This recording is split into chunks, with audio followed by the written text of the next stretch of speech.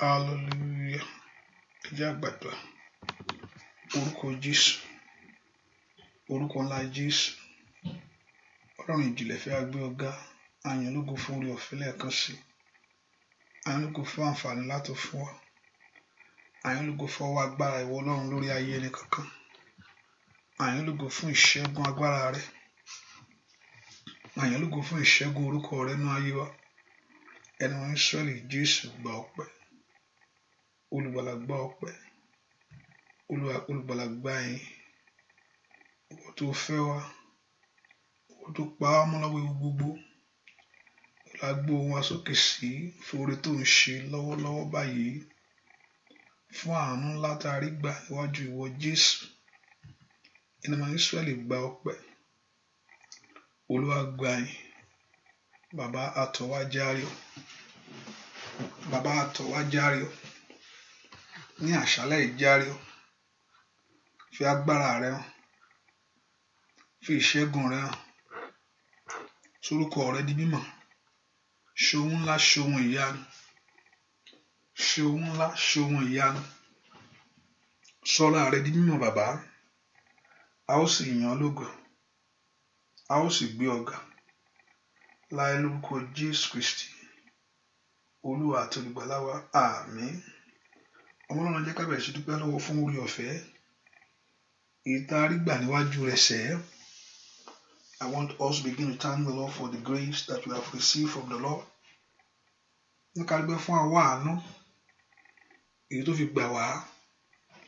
I want us to begin to thank the Lord for the mercy of God over our life.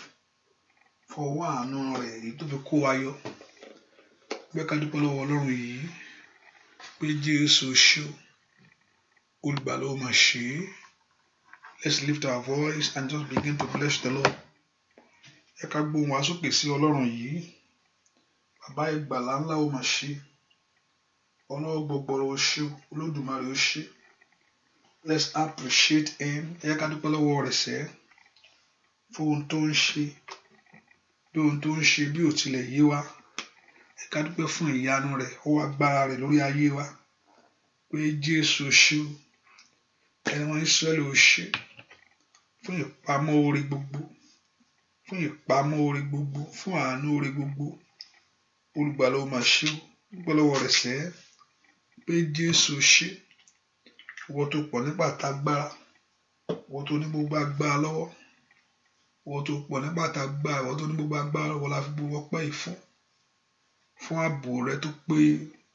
Fún agbára rẹ lórí ayé wa. Fún ọwọ́ ògo lórí ayé wa. Fún ọwọ́ àánú lórí ayé wa. Fún ọwọ́ ẹwà rẹ lórí ayé wa. Ẹ ká dúpẹ́ lọ́wọ́ Ọlọ́run yìí. Olùgbàlà ó máa ṣe. Olùgbàlà á yìn ọ́. Olùgbàlà á yìn ọ́ torí pé ó jẹ́ agbára fún wa. Á yìn ọ́ torí pé ó jẹ́ ibi ìsádi fún wa. Lift your voice and just give that praise to the Lord. Ẹ ká gbóhùn wa sókè ká yìn Ọlọ́run yìí. Fún ohun tó ń ṣe. Fún ìyanu rẹ̀ sẹ́. Fún ògo àtẹwà rẹ̀. Fún ìbùkún rẹ̀ lórí ayé wa. Let's appreciate him. Ẹ ká fi ọpẹ́ fún ìrìn àjò ọdún yìí. Láti oṣù kìíní dé oṣù kẹjọ. Èyí tí ó parí lónìí tá a fi wo oṣù kẹsàn-án. Ẹ ká dúpẹ́ fún ìrìn àjò náà. Ọba tí ò ju oṣù dànù. Ẹ ká dúpẹ́ lọ́wọ́ rẹ̀ sọ́ba tí ò jẹ́ kí ìpín ọ̀tá ṣẹ lórí ayé rẹ̀ sẹ́. Ọba tí ò gba Sátánì láyè kó yayọ̀ ìṣẹ́gun. Ẹ ká dúpẹ́ lọ́wọ́ ọba tó fún wa lẹ́nu ọpẹ́. Lift your voice and give that praise to him. Ọpẹ́ yẹ ọ́ bàbá o. Ìyìn yẹ ọ́ lórí ayé wa. Ọpẹ́ yẹ ọ́ Olódùmarè. Lift your voice, give that praise to him. Give that honor to him. Give that worship to him. He deserves it. Our hallelujah belongs to him. He deserves it. Our hallelujah belongs to him. He deserves all worship. He deserves all praise. Dúpẹ́ lọ́wọ́ Ọlọ́run yìí. Olúwa ó ṣe fún ìrìn àjò náà. Olúwa ó ṣe fún ọwọ́ àánú náà. Olúwa ó ṣe fún ọwọ́ agbára náà. Olúwa ṣe fún ìṣẹ́gun náà. Jésù ṣe o. Olùgbàlà ṣe o. Lift your voice, bless the Lord. Lift your voice, worship Him. Jésù ṣe o. Jésù ayọ̀ ọ́. Ìwọ la fi gbogbo ọpẹ́ fún. Lift your voice and appreciate Him. Thank Him concerning your life. Thank Him concerning the life of your children. Ẹ ká dúpẹ́ lọ́wọ́ rẹ̀ fún ayé wa. Fún ayé ọmọ gbogbo. Let's give that praise to Him. Let's give that honor to Him. Ọba tó ṣàánú fún. Ọba tó ṣàánú fún ayé rẹ̀. Ọba tó ṣàánú fún ilé rẹ̀. Lift your voice, bless Him. Ẹ ká dúpẹ́ fún ohun tó ń ṣe lọ́wọ́lọ́wọ́. Ẹ ká dúpẹ́ fún ìyanu agbára rẹ̀. Ẹ ká dúpẹ́ fún ìyanu orúkọ rẹ̀. Jésù ṣe o. Jésù ayọ̀ ọ́. Ìwọ ló tó gbéga. Ìwọ ló tó gba gbogbo ìyìn yìí. Ìwọ ló tó gba gbogbo ògo yìí. Ìwọ ló tó gba gbogbo ọlá. Ìwọ ni gbogbo ìyìn yẹ fún. Ìwọ la fi gbogbo ọpẹ́ yìí fún. Ìwọ la fi gbogbo ìyìn fún. Gbogbo ògo yìí. Ìwọ ló ní. Ìwọ ló ní. Ìwọ ló ní.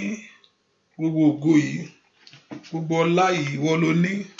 Dúpẹ́ lọ́wọ́ Ọlọ́run yìí. Dúpẹ́ lọ́wọ́ Jésù. Dúpẹ́ lọ́wọ́ Olódùmarè. Ọba tó pọ̀ nípa àti agbára. Ọba tí òjò bàjẹ́. Jésù ṣe o. Jésù ṣe o. Dúpẹ́ lọ́wọ́ rẹ̀ sẹ́.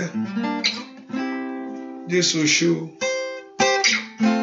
Ta ni ó tún gbéga o bí kò ṣe Bàbá lókè? Ta ni a tún fi gbogbo ọpẹ́ wa fún? Ọlọ́run tó dá wa, òkè yìí ìgbàanì, ẹ̀yin ni mo fi ọpẹ́ ẹ̀mí fún. Ta ni ó tún gbéga o bí kò ṣe Bàbá lókè? Ta ni ó tún fi gbogbo ọpẹ́ mi fún? Ọlọ́run dá wọn, gbé ìgbàanì, ẹ̀yin ni mo fi ọpẹ́ ẹ̀mí fún. Òun ló tó láti gba gbogbo ògo. Òun ló láti gba gbogbo ìyìn ní. Òun ló tó láti gbéga.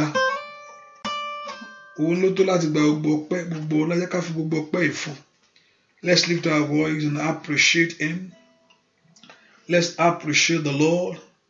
Psalm 113 verse 1 says, it says, praise ye the Lord, praise ye servant of the Lord, praise the name of the Lord, blessed be the name of the Lord, from time henceforth and forevermore. Hallelujah. He said we should praise the name of Him. We should give thanks to Him. He said from the rising of the sun unto the going down of the same, the name of the Lord is to be praised. So the name of the Lord is to be praised. The Lord is high above all nations. The Lord is high and His glory above heavens. So the one that we are calling upon is a greater God, is a miracle God, is a wonderful God. Oh, let's just worship Him and give that praise to Him.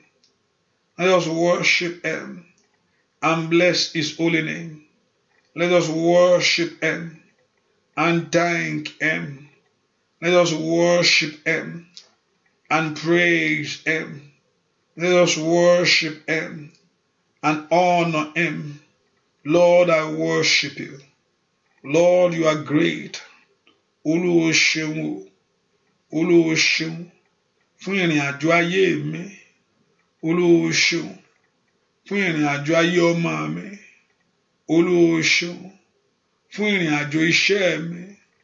Olúwa o ṣeun fọwọ́ agbára ńlá, fọwọ́ ìyanu ńlá, fọwọ́ ògo ńlá, fọwọ́ ẹwà rẹ̀. Lift your voice, bless him.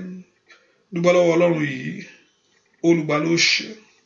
Ẹni mọ Ísírẹ́lì ìwọ ni mo yìn. Ẹni mọ Ísírẹ́lì ìwọ ni mo gbéga.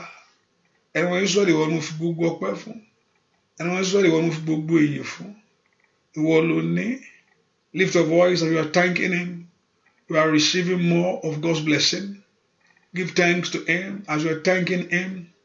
You are receiving more of God's blessing, of God's favor. Thank him. Dúpẹ́ lọ́wọ́ rẹ̀. Thank him. Dúpẹ́ lọ́wọ́ rẹ̀. Thank him that you are alive. You know, when you are alive, there is hope. But in your life, ìrètí ń bẹ. Thank for the hope that you have. Thank for the hope that we have through Christ Jesus. Ẹ ká dúpẹ́ fún ìrètí tá a ní nípa ẹ̀jẹ̀ rẹ̀. Ẹ ká dúpẹ́ fún ìrètí tá a ní nípa oore ọ̀fẹ́ rẹ̀. Thank you, Holy Spirit. Thank you, my daddy. Thank you, Jesus. O ṣé bàbá o gbọ́ àdúà lórúkọ Jésù Kristi. Olúwa wa láti gba ọlá, láti gba ìyìn, láti gba ògo. Jésù tirẹ̀ óyá láti gba ọlá, láti gba ìyìn, láti gba ògo. Jésù tirẹ̀ ní ọwọ́ rẹ̀ dà. Ó tó bẹ́ẹ̀ Ọlọ́run ní o bàbá. Láti gba ọlá, láti gba ìyìn, láti gba ògo. Jésù tirẹ̀ ní o ṣé bàbá. Láti gba ọlá, láti gba ìyìn, láti gba ògo. Jésù tirẹ̀ ní Olódùmarè o ṣé o bàbá mẹ́má. Abániṣe òde ọ̀run bàbá mi ńlá. Láti gba ọlá, láti gba ìyìn, láti gba ògo. Jésù tirẹ̀ o ṣé Ọlọ́run. Láti gba ọlá, láti gba ìyìn, láti gba ògo. Jésù tirẹ̀ ni o ṣé bàbá alágbára gíga o. Kábíyèsí Olódùmarè. Àkọ́bí inú àwọn òkú Olódùmarè ńlá. Àjíǹde àti ìyè agbára. Ọba tó fọhùn tí ayé yọ. Ìwọ ló ní gbogbo ògo lórí àwọn èèyàn. Ìwọ ló ní gbogbo ògo lórí ayé wa o. Ọpẹ́ la mú wá láti gba ọlá, láti gba ìyìn, láti gba ògo. Jésù tirẹ̀ ní óyá láti gba ọlá, láti gba ìyìn, láti gba ògo. Jésù tirẹ̀ ní ó tó bẹ́ẹ̀. Jésù Olódùmarè. Jésù o ṣé Olúwa, òyìnbá olùgbàlà. Ìfẹ́ rẹ̀ sí mi ò pọ̀. O ṣé o bàbá, o ṣé Olúwa, o ṣé Olúwa. Ìfẹ́ rẹ̀ sí mi ò pọ̀. O ṣé o bàbá. Àyàn bàbá mímọ́, àyàn Olùgbàlà. Ìfẹ́ rẹ̀ sí wa ò pọ̀. O ṣé o bàbá. Óyá o ṣé Olúwa, o ṣé Olúwa. Ìfẹ́ rẹ̀ sí mi ò pọ̀. O ṣé o bàbá. Ìfẹ́ rẹ̀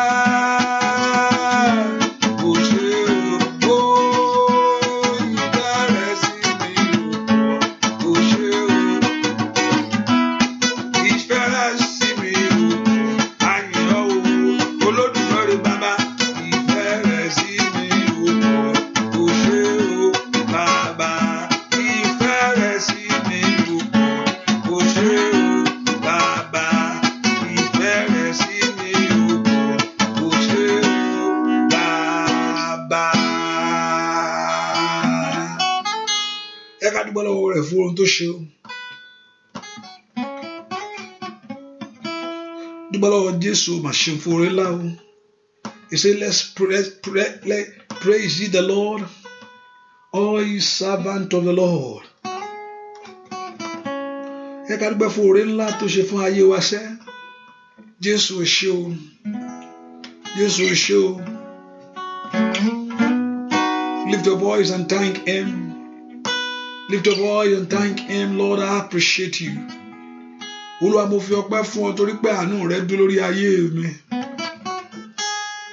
Olúwa fi ọpẹ́ fún ọ torí pé agbára rẹ lórí ayé wa sẹ́. Jésù mà ṣeun.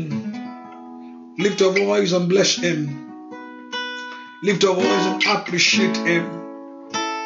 Give that honor to the Lord.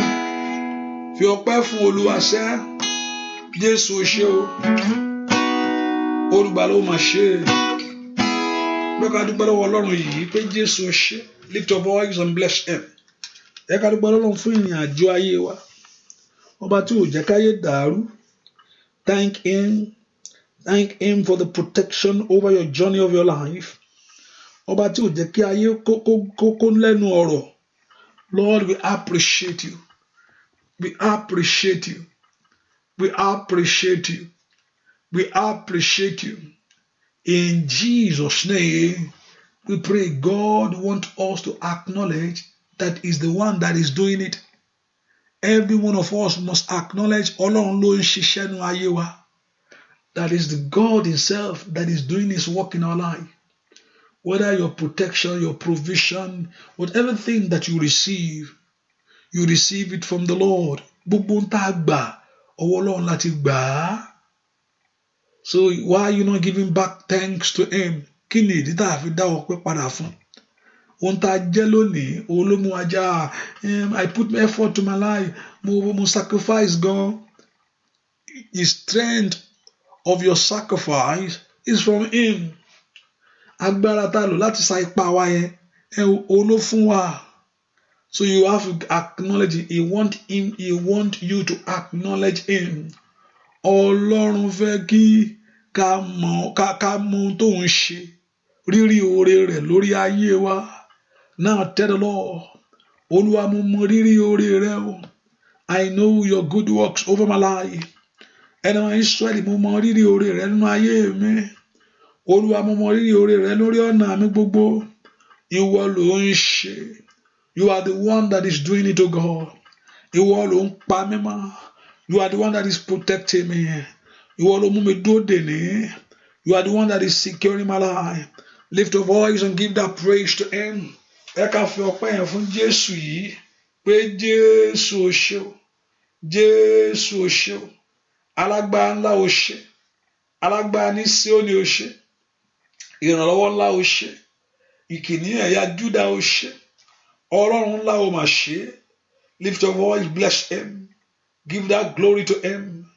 Give that honor to Him. Give that praise to Him. Give that Lion of Judah the praise and glory and honor to His holy name. Bless Him. Thank you, Jesus. Thank you for what you are doing, O God. Thank you, Lord, for what you will do. Olúwa dúpẹ́ fún ohun tó ń ṣe. A dúpẹ́ fún ohun tó àtúnṣe. Lift your voice, worship Him. Give that honor to the Lord. Fi ọpẹ́ fún Olúwa yẹn. Nítorí pé ó ṣeun. Nítorí pé àánú rẹ̀ dúró láéláé. Olúwa mà ṣeun. Olúwa yìn ọ́. Olúwa gbé ọ ga. Olúwa ṣeun. Olúwa yìn ọ́. Olúwa gbé ọ ga. Gbọ́ àdúà lórúkọ Jésù Kristi. Olúwa wa yẹ ká sọ fún Ọlọ́run gbogbo ẹ̀ṣẹ̀ mi gbogbo. Olúwa dáríjì. Ask the Lord, you are going to forgive every sin. Lift your voice to Him. My Lord and my God, forgive me all my sins, O God. Olúwa dárí gbogbo àṣírédè mi jì mí. All my sin, all my iniquities. Gbogbo ẹ̀ṣẹ̀ mi gbogbo. Olúwa dáríjì. Ẹ ká sọ fún Jésù. Gbogbo ẹ̀ṣẹ̀ mi gbogbo. Olúwa dáríjì. Ask the Lord to forgive every sin that may be. Lord, forgive me all my sin. Olúwa dárí gbogbo àṣírí mi jì. Gbogbo ẹ̀ṣẹ̀ mi gbogbo. Ask the Lord, that Lord Jehovah God to forgive every sin. Gbogbo ẹ̀ṣẹ̀ mi bàbá. Olúwa dáríjì. Olúwa dáríjì. Olúwa dáríjì. Ẹ pe orúkọ Jésù. That the Lord Jehovah God to forgive every sin. Mashita yabagawa osantiaba. Lift your voice to him. That Lord Jehovah God to forgive every sin. Gbogbo ẹ̀ṣẹ̀ tí ò ní jẹ́ rí ọ. Every sin that will not allow me to experience your power. Gbogbo ẹ̀ṣẹ̀ tí ò jẹ́ kí n rí ògo ìwọ Olódùmarè. Gbogbo ẹ̀ṣẹ̀ tí ò jẹ́ kí ọlá rẹ farahàn lórí ayé mi. Every sin. Ẹ̀ṣẹ̀ tí ọ̀tá ń lò láti jẹ mí níyà. That very sin that enemy is using against you to torment your life. Ìtí fi ń dìrì ayé mi lọ́wọ́. Ẹ pe orúkọ Jésù. Olúwa dárí àṣírí èmi jì mí. Let all my sin be forgiven, O God. Ẹ pe orúkọ Jésù dára. Let all my sin be forgiven. Wash me in your blood. Fi ẹ̀jẹ̀ rẹ wẹ̀ mí. Fi ẹ̀jẹ̀ rẹ wẹ̀ ayé mi. Somebody pray. Olúwa fi ẹ̀jẹ̀ rẹ wẹ̀ mí. Mashanto yabagaba. Lift your voice to him. Mashike terebo. Olúwa fi ẹ̀jẹ̀ rẹ wẹ̀ mí. In the name of Jesus. Masika toli mase. Olúwa fi ẹ̀jẹ̀ rẹ wẹ̀ mí. In the name of Jesus. Orúkọ Jésù dára. Olúwa fi ẹ̀jẹ̀ rẹ wẹ̀ mí. The blood of Jesus. Ẹ̀jẹ̀ Jésù. Wẹ̀ ayé mi lónìí. The blood of Jesus. Ẹ̀jẹ̀ Jésù. Wẹ̀ ilé mi lónìí. The blood of Jesus. Ẹ̀jẹ̀ Jésù. Wẹ̀ ayé ọmọ mi lónìí. The blood of Jesus. Wẹ̀ ọkàn mi láwẹ̀ mọ́. Ìkàbáyàbọ̀ wẹ̀ ayé mi láwẹ̀ mọ́. Ask the blood of Jesus Christ to worship, to purify you, take away every sin, every iniquity of your heart. Gbogbo ẹ̀ṣẹ̀ mi gbogbo. Olúwa dáríjì. Somebody pray that Lord you are going to forgive every sin that may be in the name of Jesus. Every sin that is holding us back from the glory of God. Ètò ń dí wa lọ́wọ́. Ògo Ọlọ́run. Ètò ń dí wa lọ́wọ́. Ẹwọ Ọlọ́run. Ètò ń dí wa lọ́wọ́. Ìbùkún Ọlọ́run.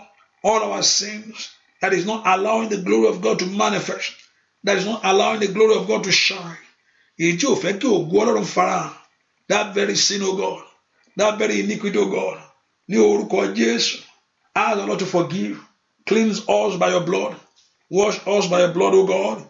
In Jesus' name, we pray. Let's pray that, Lord, I come to you. Olúwa mo sátọ̀ wá. Jẹ́ kí n rí ọ ní àṣálẹ́ yìí. Father, reveal yourself to me. Fi ara rẹ hàn mí. Lord, reveal yourself in my life. Olúwa fi ara rẹ hàn nú ayé mi. I want to begin to lift your voice and begin to talk to God. The Lord God of heaven to reveal himself. Lord, reveal yourself to me. Olúwa fi ara rẹ hàn mí. Ask the Lord to reveal himself right now. Olúwa fi ara rẹ hàn mí. Ní àṣálẹ́ yìí, God of heaven, Ọlọ́run tó pọ̀ ní pàtàgbára, reveal yourself in your power. Olúwa fi ara rẹ hàn mí nínú agbára rẹ lónìí. Somebody ask the Lord to, the Lord should reveal himself. That's the person you want to see. Olúwa fi ara rẹ hàn mí. In the name of Jesus, in your power, in your glory. Nínú ẹwà rẹ àti orúkọ rẹ bàbá. Nínú ìṣẹ́gun ọ̀rọ̀ rẹ. Let's pray. Olúwa fi ara rẹ hàn mí. Can you lift your voice and begin to pray? The Lord God of heaven begin to reveal himself right now. Olúwa fi ara rẹ hàn mí. Lórí ayé mi bàbá. Ní orúkọ Jésù. Lórí ọ̀nà mi bàbá. Ní orúkọ Jésù. Lórí ayé mi bàbá. Olúwa fi ara rẹ hàn mí. Somebody open your heart to begin to pray. Orúkọ Jésù. Orúkọ Jésù. Masiko toli masandiaba. Ripatoli masantori masintiabo. Ẹ pe orúkọ Jésù dára. Kẹ́ni mọ́ Ísírẹ́lì kó fi ara rẹ̀ hàn lọ́wọ́lọ́wọ́ báyìí. Ní orúkọ Jésù. Olúwa fi ara rẹ̀ hàn. Ní orúkọ Jésù. Olúwa fi ara rẹ̀ hàn. Ask the Lord to reveal himself. Olúwa fi ara rẹ̀ hàn. Nínú ìṣẹ́gun ìwọ Ọlọ́run. Ní orúkọ Jésù. Nínú ìdáǹdè agbára rẹ̀ bàbá. Ní orúkọ Jésù. Ó yá fi ara rẹ̀ hàn. Mọ́nà ńlá ló gbàdúrà. Orúkọ Jésù. Ọba tó pọ̀ nígbà tágbára. Olúwa fi ara rẹ̀ hàn. Ní orúkọ Jésù. Olúwa fi ara rẹ̀ hàn. Ní orúkọ láti dá àwọn èèyàn nídè. Ní orúkọ Jésù láti tú àwọn èèyàn yìí sílẹ̀. Ní orúkọ Jésù láti mú ọ̀rọ̀ rẹ̀ ṣẹ fún ìṣẹ́gun. Ẹ pe orúkọ Jésù dára. Olúwa fi ara rẹ̀ hàn lọ́wọ́lọ́wọ́. Ìlìmọ̀ aṣọ tó lè yàrá. Ilima oreba asa teleba. Ẹ pe orúkọ Jésù dára. Olúwa fi ara rẹ̀ hàn fún ìṣẹ́gun lọ́wọ́lọ́wọ́. Olúwa fi ara rẹ̀ hàn fún ìdáǹdè. Olúwa fi ara rẹ̀ hàn. Ẹ pe orúkọ Jésù. Lord, reveal yourself. Fi ara rẹ̀ hàn bàbá. Masotori masandia. Masontori masantiaba. La prendo tu di macatelia. Ẹ pe orúkọ Jésù bí tẹ́wà. Pé kí Ọlọ́run kó fi ara rẹ̀ hàn. Ọlọ́run kó fi ìṣẹ́gun rẹ̀ hàn lọ́wọ́. Kí Ọlọ́run kó fi ìdáǹdè rẹ̀ hàn. Kí Ọlọ́run kó fi agbára rẹ̀ hàn. Olúwa fi ara rẹ̀ hàn lọ́wọ́. Ní orúkọ Jésù. Olúwa fi ara rẹ̀. Reveal yourself, O God. Somebody pray. Fi ara rẹ̀ hàn mí lónìí. Ní orúkọ Jésù. And about to reveal himself. You want to see him? Ní orúkọ Olúwa mo fẹ́ rí ọ. I want to see, O God. Fi ara rẹ̀ hàn fún mi. Tell him to reveal himself. Lord, reveal yourself. Daddy, reveal yourself tonight. Fi ara rẹ̀ hàn fún ìṣẹ́gun. Fi ara rẹ̀ hàn fún ìtúsílẹ̀. Fi ara rẹ̀ fún ìwòsàn. Fi ara rẹ̀ fún ìdárídè. Orúkọ Jésù dára. Kẹ́ni máa Israeli to reveal that Lord should reveal himself in a way that you have not experienced him before. In a way that he has never touched your life. In a way kapali masantiaba. Lo prondo suko toyaba. In a way that he has never revealed himself. Masoto toli masantiaba. Ripatoli masuto yagaba. Masoto rima sike telebo. Ikatali masonto yaba. Liprede ke telebo. Olúwa fi ara rẹ̀ hàn fún wa lónìí. Olúwa fi ara rẹ̀ hàn fún ìṣẹ́gun. Olúwa fi ara rẹ̀ hàn fún ìdáǹdè. Olúwa fi ara rẹ̀ hàn fún ìtúsílẹ̀. Olúwa fi ara rẹ̀ hàn. Ipasoto toli masantiaba. Ripatoli masantiaba. Ripatoli masantiabo. Ripatoli masikelebo. Ripatori masandiabo. Ripatori makatali masa. Le prendo siketlebo. Olúwa fi ara rẹ̀ hàn fún ayé wa lónìí. In the name of Jesus. Ripatoli masatayaba. La prende teli masikelebo. Ripatoli masantiaba. Le prende te. Olúwa fi ara rẹ̀ hàn. In the name of Jesus. Olúwa fi ara rẹ̀ hàn. In the name of Jesus. Olúwa fi ara rẹ̀ hàn. In the name of Jesus. Olúwa fi ara rẹ̀ hàn lórí ayé àwọn èèyàn yìí. Olúwa fi ara rẹ̀ hàn lórí iṣẹ́ àwọn èèyàn yìí. In the name of Jesus. Fi ara rẹ̀ hàn sẹ́. Ask the Lord to reveal himself in your life. Ask the Lord to reveal himself in the name of Jesus. In every areas of your life. Olúwa sọ̀rọ̀ rẹ̀ di mímọ́. Ní orúkọ Jésù. Reveal yourself, O God. In Jesus' name. We pray. I want you to lift your voice and say, Lord, Daddy, let every battle of my life. Olúwa jẹ́ kí gbogbo ogun ayé mi be over. Let every disappointment of my life. Olúwa ohun tí mo bá wá síwájú ẹjọ́ ní ìyanjú. Olúwa ohun tí mo bá wá níwájú ẹ lónìí. Ask the Lord to settle that very case for you. Olúwa ohun tí mo tọ̀ wá fún jọ́ ní ìyanjú. Ẹ pe orúkọ Jésù. Ohun tí mo tọ̀ wá fún Olúwa jọ́ ní ìyanjú. That very thing that Lord should settle it tonight. Olúwa ohun tí mo ń ké pè ọ́ fún jọ́ ní ìyanjú. Let it be settled. I want you to open your heart and pray to God. Olúwa Ọlọ́run Ísírẹ́lì, jẹ́ kí ohun tí mo tọ̀ wá fún jẹ́ kó ní ìyanjú. Bẹ́ẹ̀ kó porúkọ Jésù dáadáa. Ọlọ́run nípa àti agbára láti yanjú ohun gbogbo. To settle everything. Now lift your voice and cry before Jehovah God. Lord, let my very case be settled. Olúwa jẹ́ kí ọ̀rọ̀ mi kó ní ìyanjú. Jẹ́ kí ọ̀rọ̀ ayé mi kó gba ojútùú. Let my case be settled, God. Olúwa jẹ́ kí ọ̀rọ̀ yìí kó ní ìyanjú. Can you lift your voice and begin to pray? Orúkọ Jésù. Orúkọ ńlá Jésù. Ọba tó pọ̀ nípa tagbára. Ọlọ́run jẹ́ kí ọ̀rọ̀ ayé àwọn èèyàn yìí kó ní ìyanjú. Ẹ pe orúkọ Jésù. Olúwa yanjú ọ̀rọ̀ ayé mi. Father, settle my case, O God. Olúwa yanjú ọ̀rọ̀ ayé mi. Father, settle my case, O God. Olúwa yanjú ọ̀rọ̀ ayé àwọn èèyàn yìí. Father, settle their case, O God. Ọ̀rọ̀ ayé àwọn èèyàn yìí bàbá. Olúwa jọ̀ọ́ ní ìyanjú. Olúwa yanjú ẹ̀. Olúwa yanjú ẹ̀. Olúwa yanjú ẹ̀. Olúwa yanjú ẹ̀. Olúwa yanjú ẹ̀. Ọ̀rọ̀ ayé wọn yanjú ẹ̀. Ọ̀rọ̀ ilé wọn yanjú ẹ̀. Ọ̀rọ̀ iṣẹ́ wọn yanjú ẹ̀. Ọ̀rọ̀ ayé ọmọ wọn yanjú ẹ̀. Ọ̀rọ̀ ilé wọn yanjú ẹ̀. Ẹ pe orúkọ Jésù.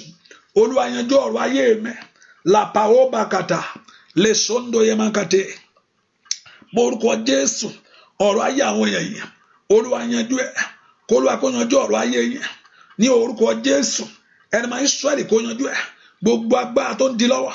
Gbogbo ipá tó ní kò ní ṣeé ṣe. Agbára yẹn kó di asán. Agbára yẹn kó di asán. Agbára yẹn kó di asán. Agbára yẹn kó di asán. Agbára yẹn kó di asán. Agbára yẹn kó di asán. Let those power be destroyed. That power of impossibility. That power that is holding you of blessing. That is robbing you of your glory. That is robbing you of your glory. Gbogbo agbára tí ń jà mí lólè ògo mi. In the name of Jesus. In Jesus' name we pray. Today is the last day of the month. In the month of August. So look at the number. I want you to share it like that. Hallelujah. Many of us, we are not doing it. If I don't say it, don't mean that I don't want you to do that. Be a blessing to somebody and share it. Hallelujah. Send it to your friends and family. Àdúrà nígbà agbára ò ń gbà. Hallelujah. Àdúrà nígbà agbára ò ń gbà. Ẹ pe orúkọ Jésù. Call the name of Jesus Christ. Tell the Lord, it's time, oh God, àkókò ti tó. It's time, oh God, àkókò ti tó. Let my blessing come to me. Jẹ́ kí ìbùkún mi tọ̀ mí wá. Let my glory come to me. Jẹ́ kí ògo mi kó tọ̀ mí wá. Let my glory come to me. Jẹ́ kí ògo mi tọ̀ mí wá.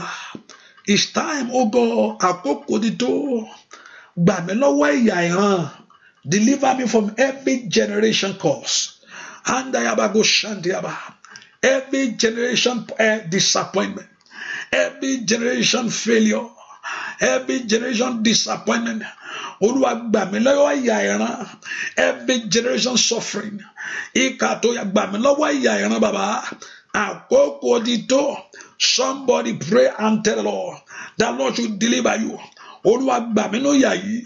Olúwa to me, I don't know what is going on in your life, but I know you need help tonight. Mo mọ̀ pé a need ìrànlọ́wọ́ ni. Ẹ ká béèrè fún ìrànlọ́wọ́ yẹn. Kó gbẹ̀ lọ́wọ́ ìdàrí ìpòrúru ọkàn yẹn. Ní orúkọ Jésù. The Lord will deliver you to deliver your life from that battle, to deliver you from that problem. In the name of Jesus. Olúwa gbà mí lọ́wọ́ ẹkún ìgbà mí lọ́wọ́ òṣè yìí. Olúwa gbà mí. Mo orúkọ Jésù. Let God deliver you. Let God deliver you. Let God deliver you. Let God deliver you. Let God deliver you. Olúwa tú àwọn èèyàn sílẹ̀.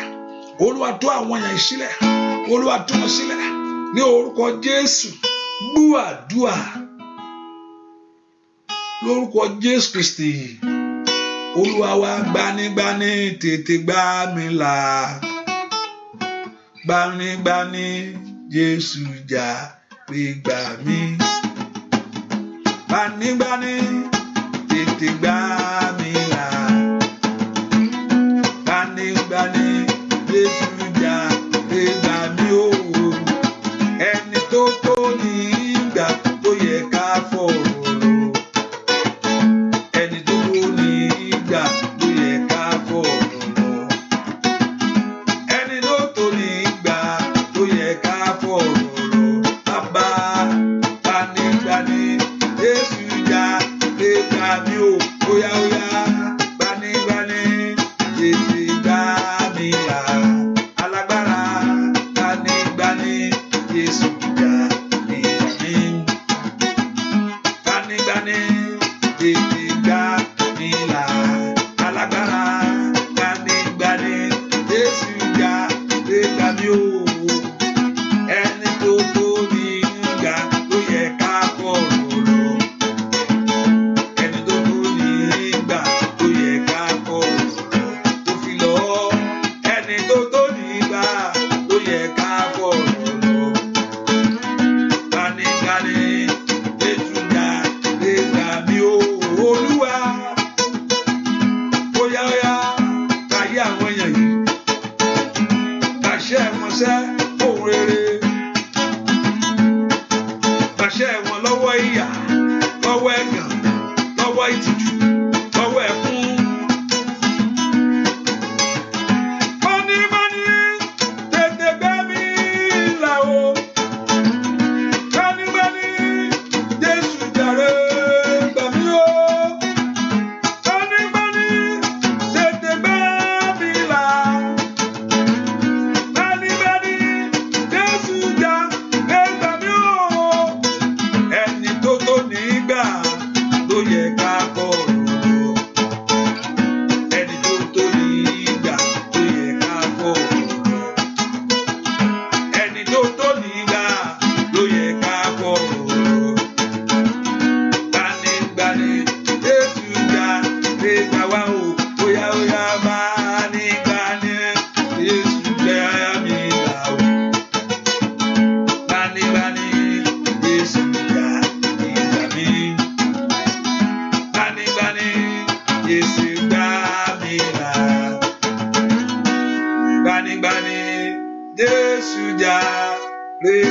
Oh. Ẹ pe orúkọ Jésù, Olúwa gbà mí. Ẹ pe orúkọ Jésù dáadáa. Olúwa gba ayé mi lónìí. Olúwa mo fẹ́ ìgbàlà rẹ, mo fẹ́ ìṣẹ́gun rẹ. Olúwa mo fẹ́ ìtúsílẹ̀ rẹ. I need your deliverance, oh God. Olúwa mo fẹ́ ìṣẹ́gun rẹ. Olúwa mo fẹ́ ìgbàlà rẹ. Lord, I need your deliverance, oh God. Olúwa mo fẹ́ kó gbà mí lọ́wọ́ ẹkún yìí. Olúwa mo fẹ́ kó tú mi sílẹ̀ lọ́wọ́ ogun abá ayé ẹni dàgbà yìí. Mo fẹ́ kó gbà mí lọ́wọ́ ogun abá ayé ẹni rìnrìn àjò. I want you to lift up voice that Lord Jehovah God to deliver you from that battle that is journeying with you. Ẹ pe orúkọ Jésù, Olúwa gbà mí. Can you lift your voice to God? Ìwọ ló tó ní gbà ó. Bẹ́ẹ̀ kó gbà mí lọ́wọ́ ìdààmú mi, from all my trouble. Olúwa gbà mí lọ́wọ́ ẹkún mi, from all my tears. Ẹ pe orúkọ Jésù. Olúwa gba ayé àwọn èèyàn yìí. Olúwa gbà mí lónìí. Ẹ pe orúkọ Jésù. Olúwa gba ayé mi. Olúwa gba ọ̀nà mi. Olúwa gba iṣẹ́ mi. Ẹ pe orúkọ Jésù dáadáa. Bẹ́ẹ̀ kí Ọlọ́run kó gbà yín. Bẹ́ẹ̀ kí Ọlọ́run kó tú yín sílẹ̀. Bẹ́ẹ̀ kí Ọlọ́run kó já gbogbo ìdè yẹn. Ó ná kí ogun náà kó ṣẹ́. Ìwọ ogun adínlọ́wọ́ ṣẹ́ lónìí. Ìwọ ogun adènà ayé ẹni ṣẹ́. Ẹ pe orúkọ Jésù dáadáa. Olúwa gbà mí. Lord, deliver me. Olúwa gbà mí. Lord, deliver me. Olúwa gbà mí. Lord, deliver me. Olúwa gba ayé àwọn èèyàn yìí. Lord, deliver them. Olúwa gba àwọn èèyàn yìí. Ask the Lord to deliver you. It's time for you to come out of that situation. Àkókò ti tó láti jáde kúrò nípò yẹn. Ní orúkọ Jésù. It's time for your life to come out of that situation. Ó ná kí àkókò ti tó kí ayé ẹni kó jáde kúrò nípò yẹn o. Ní orúkọ Jésù, it's time for something great to happen for you. Àkókò ti tó fún oore kó ṣẹlẹ̀ ní ayé yín lónìí. Olúwa gba ayé àwọn èèyàn yẹn. Ní orúkọ Jésù. Olúwa gba iṣẹ́ wọn lónìí. Olúwa gba ọ̀nà wọn lónìí. Olúwa gba ayé wọn lónìí. Ní orúkọ Jésù, lọ́wọ́ ogun àgàn yẹn, lọ́wọ́ ogun àrọ́mọbí yẹn. Ní orúkọ Jésù, ask God to deliver you. Father, I want to come out. Mo fẹ́ bọ́ ní ogun yìí. Father, I want to come out. Mo fẹ́ bọ́ ní ogun yìí. Father, I want to come out. Mo fẹ́ bọ́ ní ogun yìí. Father, I want to come out. Mo fẹ́ bọ́ ní ogun yìí. Father, I want to come out. Mo fẹ́ bọ́ ní ogun yìí. Father, I want to come out. Mo fẹ́ bọ́ ní ogun yìí. Father, I want to come out. Olúwa, mo fẹ́ bọ́ ní ogun yìí. Ní orúkọ Jésù, mo fẹ́ bọ́ ní ogun yìí. I want to come out. Somebody pray. Tell the Lord that you want to come out. Orúkọ Jésù, mo fẹ́ jáde. Mo fẹ́ bọ́. Mo fẹ́ bọ́ lọ́wọ́ ìyà yẹn. I want to come out of this failure. I want to come out of this disappointment. Mo fẹ́ jáde. Ní orúkọ Jésù, mo fẹ́ jáde lọ́wọ́ ogun àrọ́mọbí. I don't know what is happening in your life. Tell the Lord you want to come out of it. Mo fẹ́ jáde. Mo fẹ́ kí ìdè já. I want ìkàyà. Mo fẹ́ kí ìdè já. I want this bondage. I want this yoke to break. I want this yoke to break. Mo fẹ́ kí ìdè já. I want this yoke of this failure to break. I want this yoke of stagnancy to break. Mo fẹ́ kí ìgbèkùn kó kọ Jésù rí kàtà kó kó lọ́wọ́ ìgbèkùn yẹn. I want this yoke to break, oh God. Mo fẹ́ kí ìdè já. I want this failure to remove. Mo fẹ́ kí ìtìjú ìkókó. Somebody pray. Oh yeah. Can you lift your voice and pray? In the name of Jesus. I want this yoke to break. Mo fẹ́ kí ìdè já. I want this yoke to break. Mo fẹ́ kí ìdè já. In the name of Jesus. I want this yoke to break. Ẹ po orúkọ Jésù. Olúwa fẹ́ kí ìdè já. Ìdè ayé àwọn ẹ̀já. Ní orúkọ Jésù. Mo ní kí ìdè ayé àwọn ẹ̀já. Ní orúkọ Jésù. Kí ìdè ayé àwọn ẹ̀já. Ní orúkọ Jésù. Kí ìdè ayé àwọn ẹ̀já. Ní orúkọ Jésù. Olúwa já ìdè ayé àwọn ẹ̀yẹ. In the name of Jesus. In Jesus' name. We pray. Ẹ po orúkọ Jésù. Olúwa wẹ ọgbẹ́ mi sàn. Father, heal my wounds. Tàbí ó lè má jẹ́ ọgbẹ́ ojúkorojú, ó lè jẹ́ ọgbẹ́ ọkàn. And be the wounds of the heart. Èmi mi ti ṣe léyìí. Èmi mi ti rí léyìí ṣe.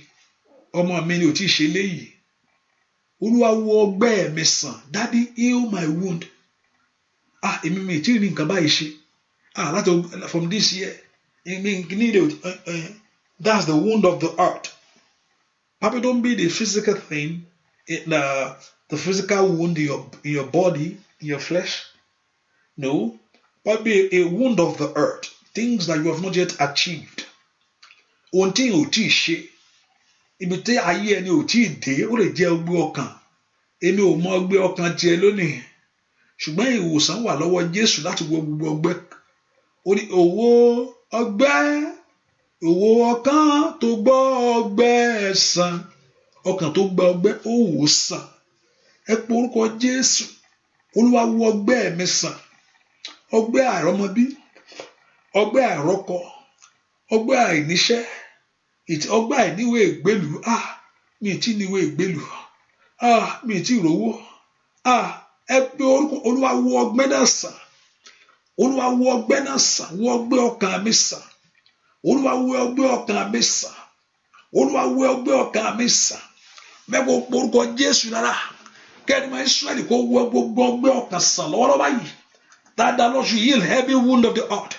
Olúwa wo ọgbẹ́ ọkàn mi sàn. Ní orúkọ Jésù, Màsíkò tólí Màsáìdà, Màyídì Màkádólí Màká, Rìpàtólí Màsáìdà.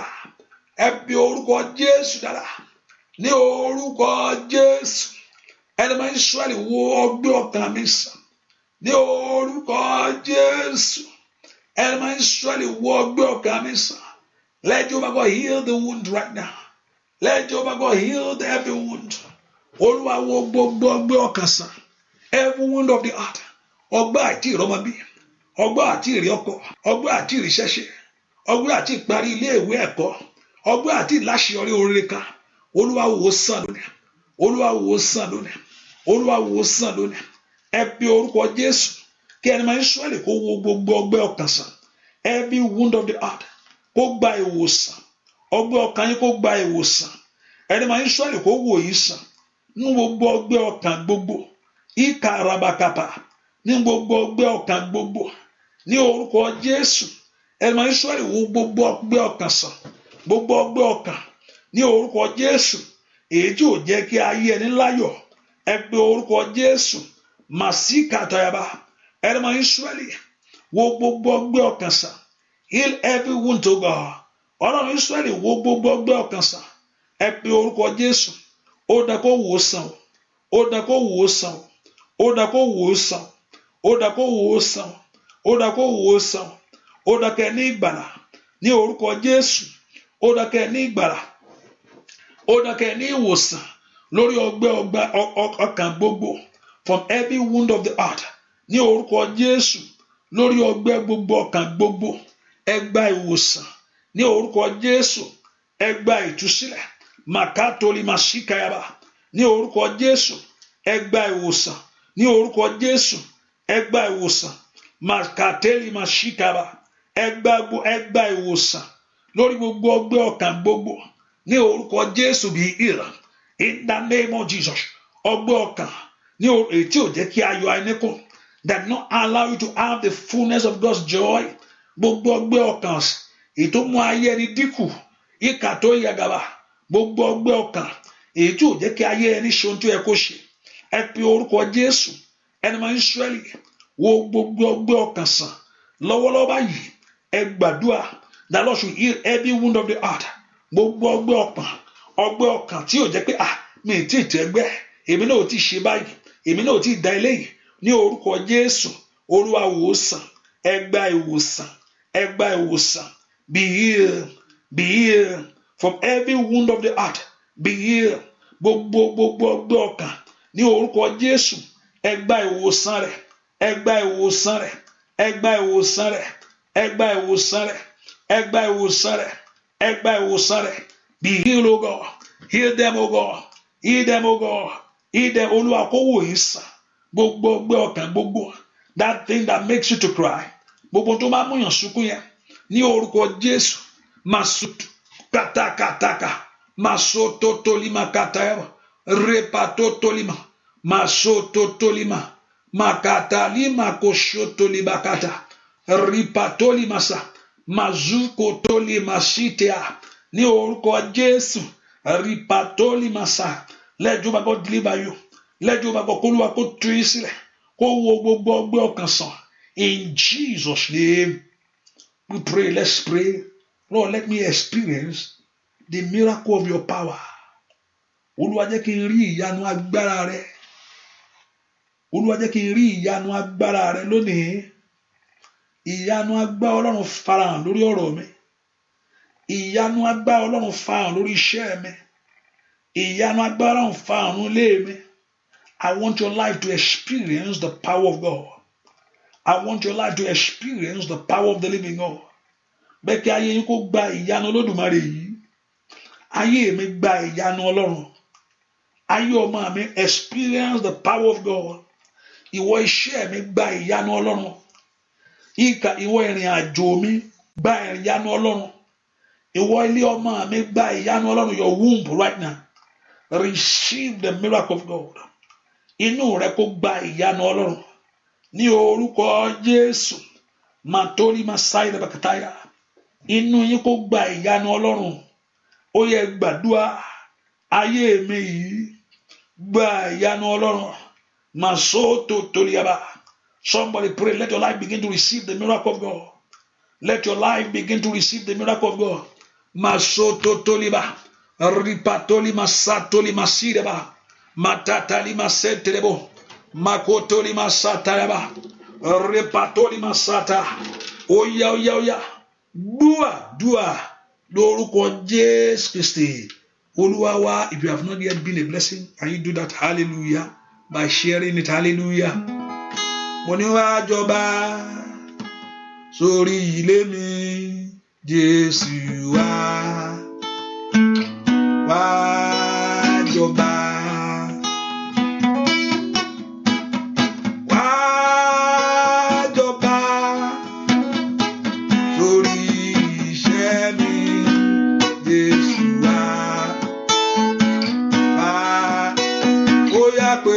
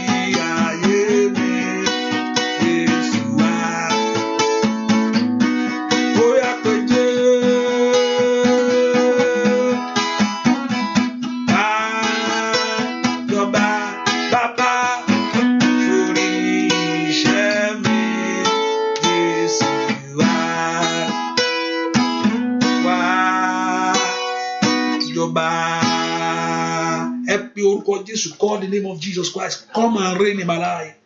Olúwa wá jọba nínú ayé mi, àkókò ti tó. Lord, come and reign in my home. Olúwa wá jọba nínú ilé mi, àkókò ti tó. Bẹ́ẹ̀ kó porúkọ Jésù dáadáa. Àkókò ti tó pé Jésù yẹn. Lord, mo fẹ́ bọ́ lọ́wọ́ ipò ẹrú láyé.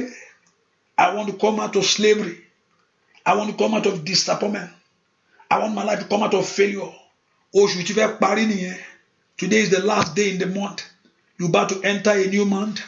Ẹ pe orúkọ Jésù. Olúwa jọba nínú ayé mi. Mazuka tayaba.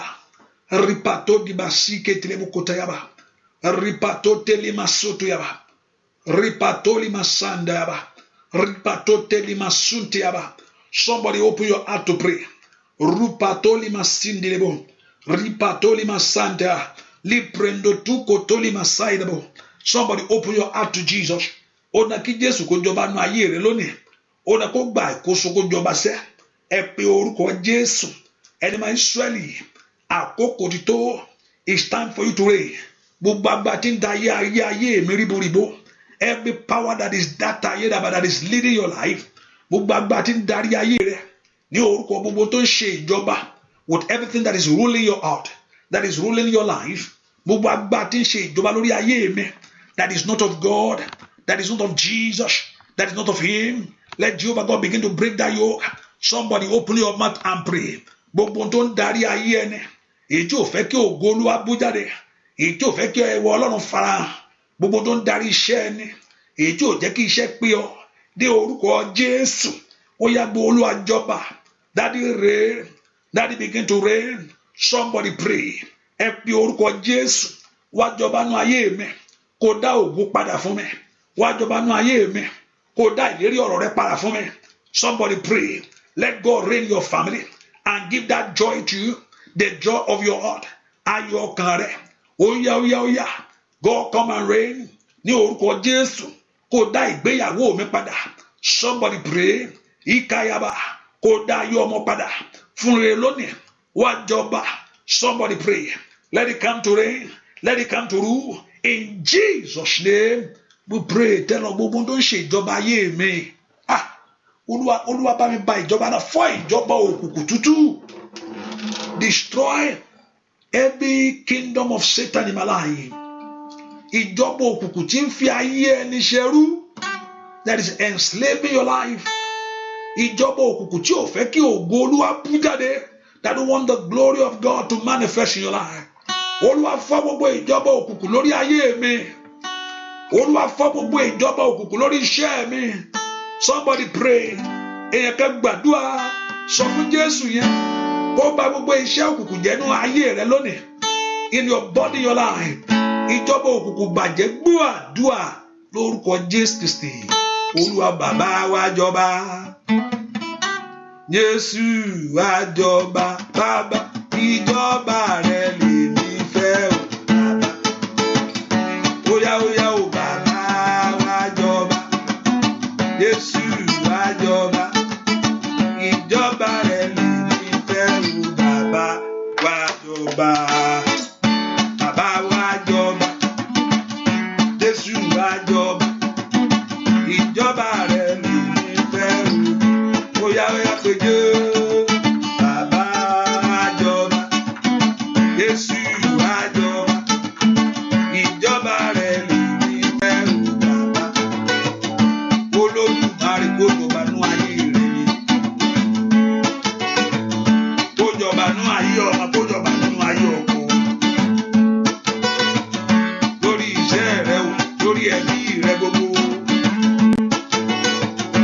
Ìjẹ́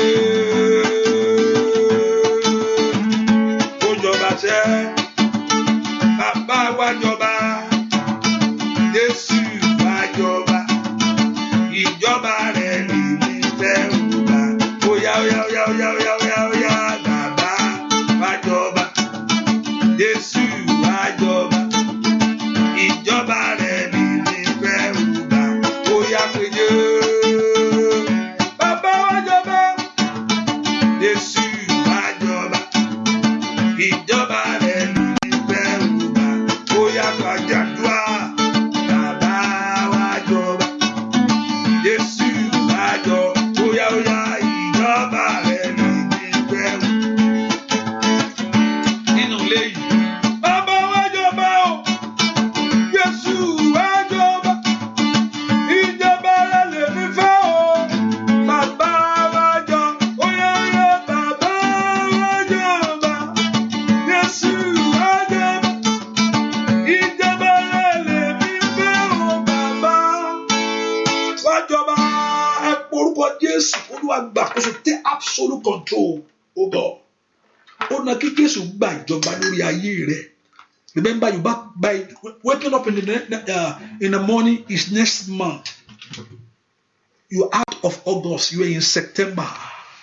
Tí yẹn bá ti jí ní ọ̀la báyìí September ló wọ̀ lọ. Ó ti kú òní August. It is a new month. Ìdí tó fi pé Jésù kó fẹ́ kó Jésù wá jọba nú ayé rẹ nìyẹn. Olúwa wá jọba, ìjọba tiẹ̀ mò ń fẹ́. Ìjọba àṣeyọrí yìí ni mò ń fẹ́. Ìjọba ìbùkún yìí ni mò ń fẹ́. Olúwa wá jọba nú ayé mi. Ẹ pe orúkọ Jésù. Olúwa jọba nú ilé mi. Ìjọba rẹ ni mò ń fẹ́. I want your kingdom. Ó ní kí ìjọba rẹ dé. Èmi náà fẹ́ ní àlàáfíà. Èmi náà fẹ́ mọ ohun tó ń pè ní òmìnira. I want to know what they call freedom. Èmi náà fẹ́ mọ ohun tó ń pè ní òmìnira. Èmi náà fẹ́ mọ ohun tó ń pè ní ìbùkún. I want to know what they call blessing.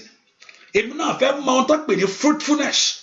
Èmi náà fẹ́ mọ ohun tó ń pè ní pípọ̀ sí. Ìwọ Jésù, ìjọba rẹ ni mò ń fẹ́. Can you lift your voice and begin to pray that you need the kingdom of him? O nílò ìjọba Ọlọ́run. Ìjọba rẹ mò ń fẹ́ nú ayé mi. Ìjọba rẹ mò ń fẹ́ nú ayé ọmọ mi. Gbogbo agbákágbá tí ń ṣàkóso. Gbogbo agbá tí ń darí ayé mi. Gbogbo agbá tí ń darí ògo. Gbogbo agbá tí ń darí ẹwà ayé mi. Ètí ń yí lọ síbòmí. Ìkàdáyàbàgàbà. Agbá náà kó ṣègbé. Agbá náà kó di asán. Àtọ̀rọ̀ ìjọba rẹ kó ṣẹlẹ̀. That kingdom for peace. That kingdom for fulfillment. That your kingdom for breakthrough. Ó yá kó bẹ̀rẹ̀ nú ayé mi. Ìwọ ìjọba Ọlọ́run bẹ̀rẹ̀. Ìwọ ìjọba àṣeyọrí bẹ̀rẹ̀. Ìwọ ìjọba bùkún bẹ̀rẹ̀. Nú ayé àwọn èèyàn yìí. Ní orúkọ Jésù. Ìwọ ìjọba ẹwà bẹ̀rẹ̀. Can you lift your voice to God? Ní orúkọ Jésù. Ìjọba àṣeyọrí kó bẹ̀rẹ̀ nú ayé àwọn èèyàn yìí. Ó dandan ó ní kẹ́ ó dákẹ́ lu àlùyọ. Ó dákẹ́ ríre mú. Ó dákẹ́ rí ohun ògolo. Ní orúkọ Jésù. Gbọ́ àdúà lórúkọ Jésù Kristi. Olúwa wá pé orúkọ Jésù.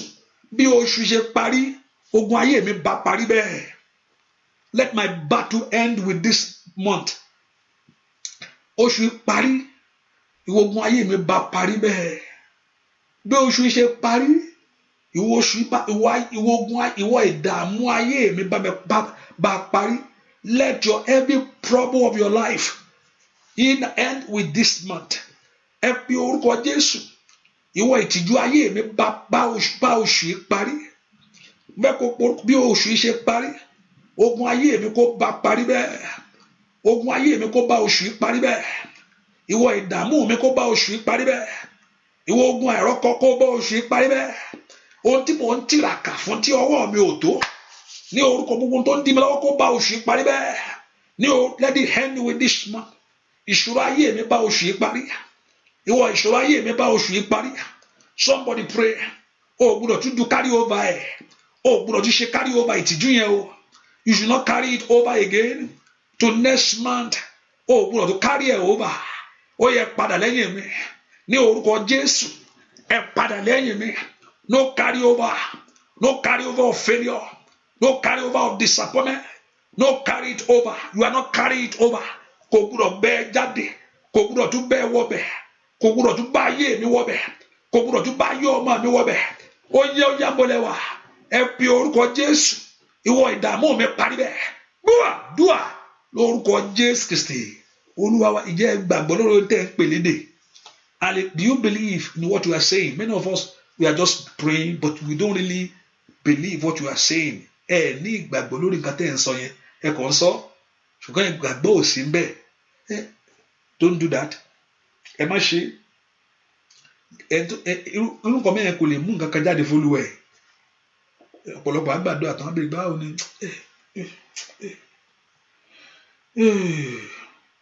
kò lè mú nǹkan kan jáde wá. Ìgbàgbọ́ ni pé yóò da ìṣẹ́gun yóò fara. Ẹ pe orúkọ Jésù. Àníṣe ìwọ ogun ayé mi bá oṣù yìí parí. Believe that is going to end with this month.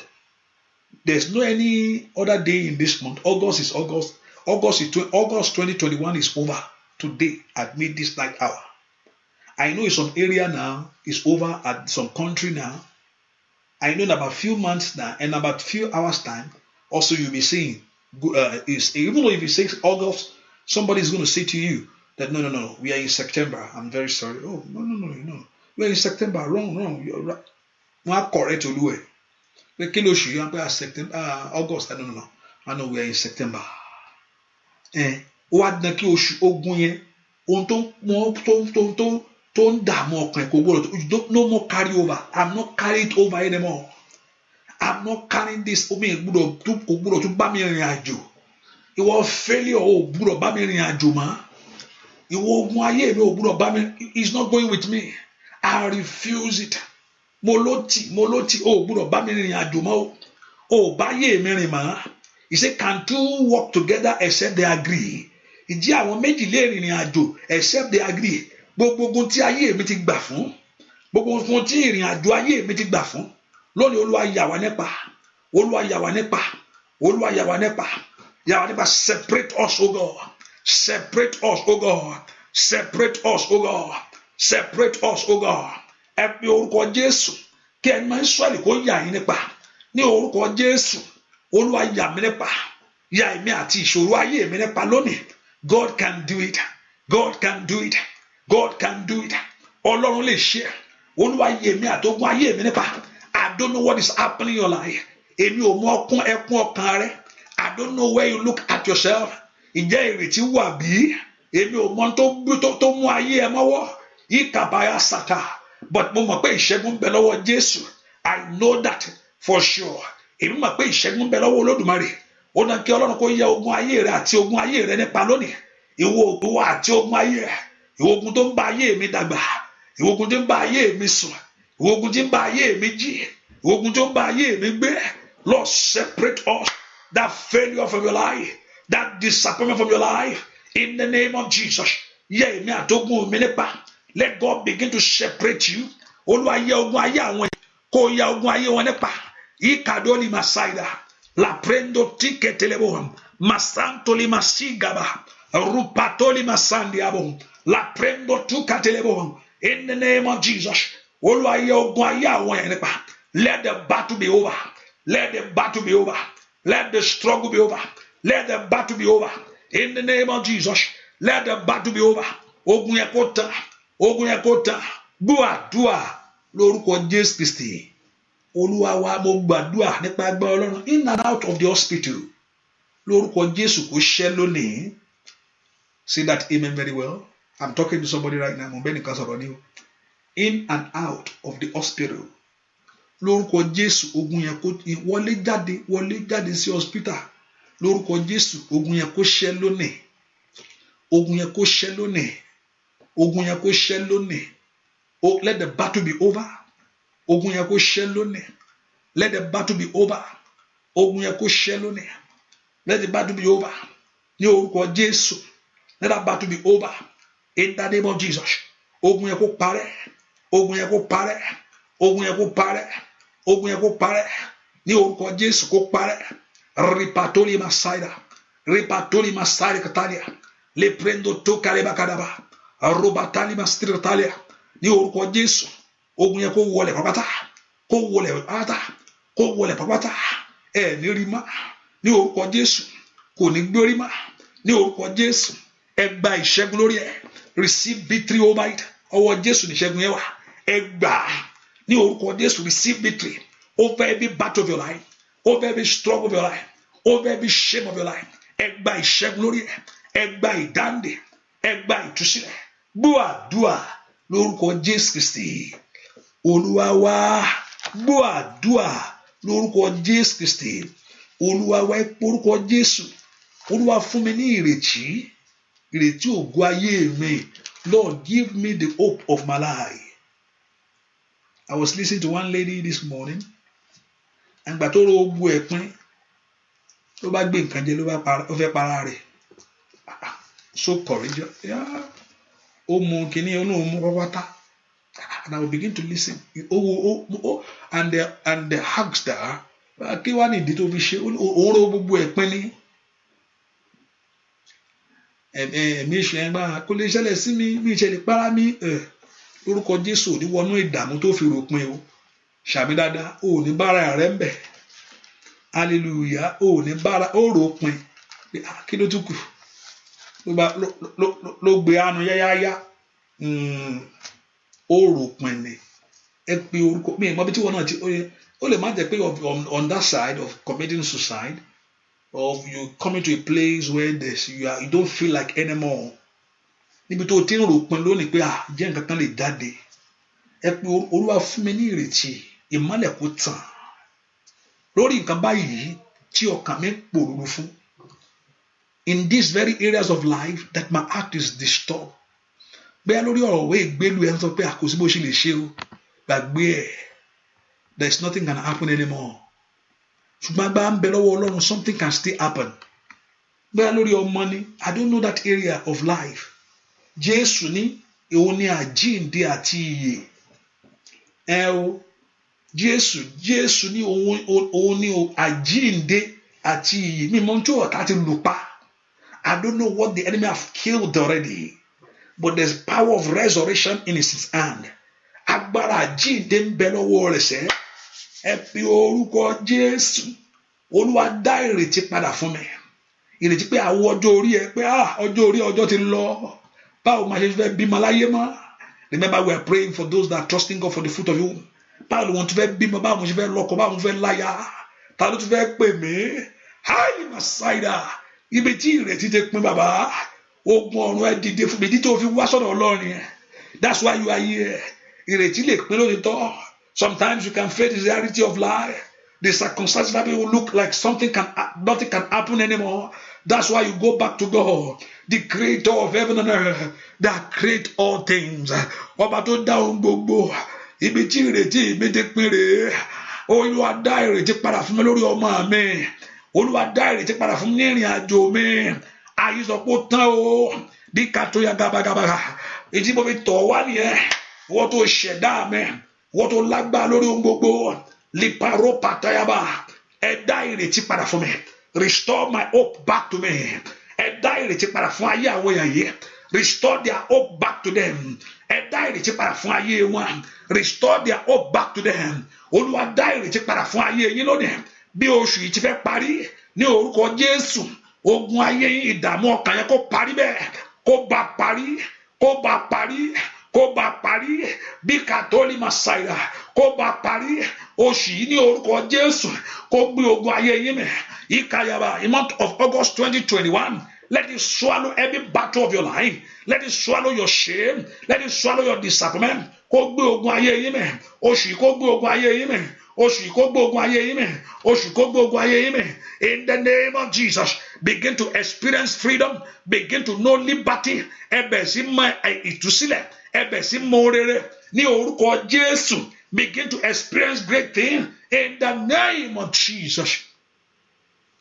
I look at this scripture ó ní kò sẹ́ńtóró ohunkóhun gbà bí kò ṣe pé Ọlọ́run fi fún àwọn fún mi iṣẹ́ mo ríṣẹ́ mo rọ́kọ bẹ́ẹ̀ni sọ pé kò sẹ́ńtórí ohunkóhun gbà bí kò ṣe pé Ọlọ́run fi fún ẹni tó lọ ṣòwò ọgán tọ́lọ́run ò bá gbà láàyè kò sí nǹkan kan tó lè ṣẹlẹ̀ hallelujah pé Ọlọ́run sọ pé kó lọ ṣòwò ó ti o I'm not saying that hallelujah kò sóhun tó ṣẹ̀yìn Ọlọ́run kò ṣe Ọlọ́run jẹ́ kí wá lọ ṣe no I'm not saying that hallelujah but God ẹni tó ń fọmọ ṣòwò Ọlọ́run ń wò ń bọ̀ ẹ̀ tó ń ṣe gbogbo rádaràda yẹn hallelujah but it's good to go to God to get what will give joy to you ohun tó fi dá kéèyàn lọ sọ́dọ̀ Ọlọ́run láti gbọ́ ohun tó máa fún yàn láyọ̀ that person will never have a joy kò lè láyọ̀ ó ń wá ayọ̀ ni kò lè ever rí ẹni tó fọmọ ẹnìkejì ẹ̀ kó tẹ orí ọmọ ẹnìkejì ẹ̀ rè láti gòkè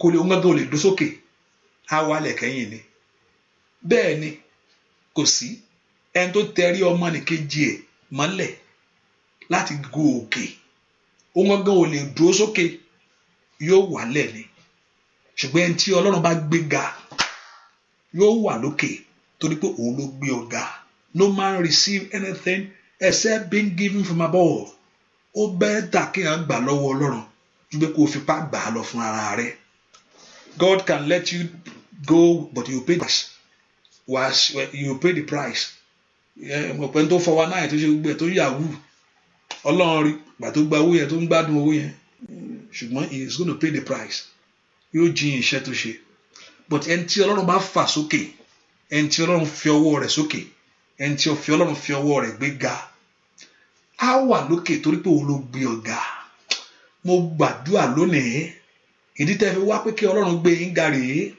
you are here for the Lord Jehovah God to lift you up ẹ wá sọ́dọ̀ Ẹlẹ́dàá yín pé kó gbé yín sókè a wá síwájú Olódùmarè kó fawọ́ wa sókè a wá síwájú Olódùmarè pé kí a fẹ́ ìyàtọ̀ a fẹ́ kí ogun ìbínibí kó bá ayé wa dàgbà mọ́ a fẹ́ kí ogun ìbẹ̀rẹ̀ pẹ̀pẹ̀ yìí ní orúkọ Jésù to continue anymore. We don't want this anymore. That's why we are here. We want to experience the divine grace of God. A fẹ́ agbára ìyanu Ọlọ́run. We want to see the glory of the living God. A fẹ́ rí ògo Olódùmarè. Gbogbo èèyàn tó wọnú àdúrà yìí wá. Ìkàbàbọ̀ sàtólì màkàtàyàbà. Tí ẹ gbé ojú yín sókè sí Ọlọ́run. Ó ní èmi ó gbójú mi sórí òkè wọn nẹ̀. Ó ní ibo ìrànlọ́wọ́ mi ó ti wá. Ó ní ìrànlọ́wọ́ wa yóò tọwọ́ Olúwa wá. Ọba tó dá ohun ayé. Ó ní ìrànlọ́wọ́ wa yóò tọwọ́ Olúwa wá. Ọba tó dá ohun ayé. Can you say it? Pé ìrànlọ́wọ́ mi yóò tọwọ́ Olúwa wá. Ọba tó dá ohun ayé. Can you say that word? The katayama, help from the Lord, the creator of heaven and earth. Ó yá lórúkọ Jésù. Torí pé ẹ ti sọ bẹ́ẹ̀. Ó yẹ rí ìrànlọ́wọ́ gbà. Ní orúkọ Jésù, begin to see the help of God. Begin to see the help of God. Begin to see the help of God. Ní orúkọ Jésù, ẹ bẹ̀ sí rí ìrànlọ́wọ́ gbà. Begin to see the help of God. In the name of Jesus, begin to see the help of God. Ẹ bẹ̀ sí rí ìrànlọ́wọ́ gbà. Help from the Lord, from the east, from the west. Gbogbo tẹ̀tí nínú ìrànlọ́wọ́. In any area that you need that help. Ní orúkọ Jésù, in any areas of life that you need that help. Ó yẹ rí ìrànlọ́wọ́ gbà. Ẹ rà àánú gbà. Ẹ rógo gbà. Ẹ̀rí ìrànlọ́wọ́ gbà. Oṣì lórúkọ Jésù kó gbé ogun ayé mi. To everyone trusting God for the fruit of the womb. Gbogbo èèyàn tó ń gbẹ́kẹ̀lé Olúwa fún ọmọ bíbí ní orúkọ Jésù kó Olúwa kó fún yín ní ọmọ yín. Let God give you your own baby. Ní òní yàgòkú ní orúkọ Jésù ó yá kó di ìtàn. Let it turn to a story in your life. Let it turn to a story. Let it be a happy ending. Ní orúkọ Jésù kó já sí ọpẹ́. Ojú òní tì yín. Ìwọ sọ pé ìwé ìgbélu ẹ pé kò lè bọ́ sí o. Olúwa ló ní ilé àtẹ̀kùn rẹ̀ àti ayé àwọn tó tẹ̀dó síbẹ̀. Wọ́n tọ́ ní pé ìrìn àjò ní gbì ọ́ bí bó ṣe lọ ló ṣe padà wá bẹ́ẹ̀ filẹ̀ kò bá lo ogún ọdún bẹ́ẹ̀. Ilé àwọn kábàgà má jẹ̀mú ọ̀rọ̀ ìkàyàn lórí ẹ. Every voice, negative voice over your life. Gbogbo ọ̀rọ̀ tí ayé sọ tó ń bá ayé rẹ̀ rìn àjò. Ó yá kó padà, kó padà, kó padà, kó padà. Let it turn back. Let the word Jehovah God lift you up. May you experience favor. May you experience the blessing of God. May you experience the glory of God. May you see the favor of God. Kárí ìyanu Ọlọ́run. Kárí ògo Ọlọ́run. Kárí ẹwọ Ọlọ́run. Kárí ìbùkún Ọlọ́run. Kárágbá Ọlọ́run. Kárí ìdáǹdè Ọlọ́run. Kárí ògo Ọlọ́run. In the name of Jesus. Àdúrà yìí, it will make sense. Nígbà tí èsì bá jáde, bẹ́ẹ̀ làdúrà make sense o. Nígbà tí èèyàn bá rí èsì àdúrà, láṣọ à make sense kò ní àpẹ àmúkọ waste time yẹn ṣá. Àwọn mí àti ẹ̀sọ́ fún mi pé yóò yẹ pé òun waste time yẹn. Wọ́n tó yẹ kó lọ sùn ó sọ pé òun gbàdúrà kan àti àdúrà tó ń gbà náà. Àárín kankan tó ń dàbí kò ní ìtumọ̀ nìyẹn. Bọ̀ nígbà tí ìtumọ̀ bá farahàn, gbà tí kíní yẹn bá bọ́ sí ó lè gbàdúrà nípa kíní yẹn wọ́n dẹ̀ fún ẹ. Ìgbà làdúrà yẹn make sense. Hallelujah. Yóò make sense sáwọn èèyàn. Àwọn èèyàn tó rí ọ tó ń gbàdúrà gbà àmàdá ló ó sì máa pè ní ìsìn o lórúkọ Jésù. That will not be your portion. That will not be your portion. Ṣùgbọ́n gbà tí ó bá di afúnni ó di ológo láàrin ẹbí, àdúrà wa make sense fáwọn èèyàn pé sister yẹn brother yẹn tó ń gbàdúrà yẹn, yes it's true, àdúrà yẹn ń gbà fún. Mo gbàdúrà àdúrà kó gbà fún ọ lórúkọ Jésù. Àdúrà kó gbà fún ọ. Ohun táyé ò rí tí wọ́n fẹ́ kán rí inú ayé ẹ lónìí, ohun táyé ò rí yíkaba ó sàtólìmàkà ó yá ọ̀run kó gbé jáde. Ó yẹ ẹ̀rí gbà ẹ̀rá àánú gbà. Ọlọ́run tẹ sátọ̀ wá, Ọlọ́run tẹ dìrọ̀ mọ́ kó gbà yín. Ọlọ́run tẹ sátọ̀ wá, Ọlọ́run tẹ dìrọ̀ mọ́, let it save you. Àdúrà kó mú oore jáde fún yín.